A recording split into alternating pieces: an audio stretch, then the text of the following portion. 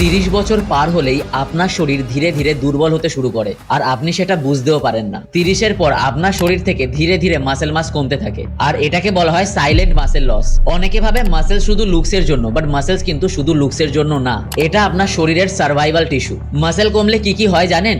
Metabolism slow হয়ে যায়, মানে আপনি আগের মতন ক্যালোরি বার্ন করতে পারেন না। আপনার হাড় দুর্বল হয়ে পড়ে, যার কারণে ইনজুরি রিস্ক বেড়ে যায়। ব্লাড সুগারের কন্ট্রোল খারাপ হয়ে যায়, যার ফলে ডায়াবেটিসের চান্সেস বেড়ে যায়। শরীরে ইনফ্লামেশন বাড়ে, মানে বডি ভেতর থেকে ড্যামেজ হতে শুরু করে। এই কারণেই মাসেলসকে বলা হয় অর্গান অফ লংজিভিটি, কারণ মাসেল গ্লুকোজ স্টোর করে, জয়েন্ট প্রোটেক্ট করে, হরমোন ব্যালেন্স মেনটেন করে, এমনকি ব্রেন ফাংশনও ইমপ্রুভ করে। তাই শুধু কার্ডিও বা ওয়েট লস করলেই হবে না। হয়তো আপনি এসব করে স্লিম হয়ে যাবেন, বাট আপনি কিন্তু ভেতর থেকে উইক হয়ে পড়বেন। রিয়েল লংজিভিটি আসে স্ট্রেংথ ট্রেনিং থেকে।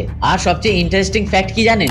আপনি 30, 50 এমনকি 80 বছর বয়সেও মাসেল বিল্ড করতে পারেন, কারণ আপনার মাসেলস বয়স জানে না, ওরা জানে শুধু রেজিস্ট্যান্স আর স্ট্রেস।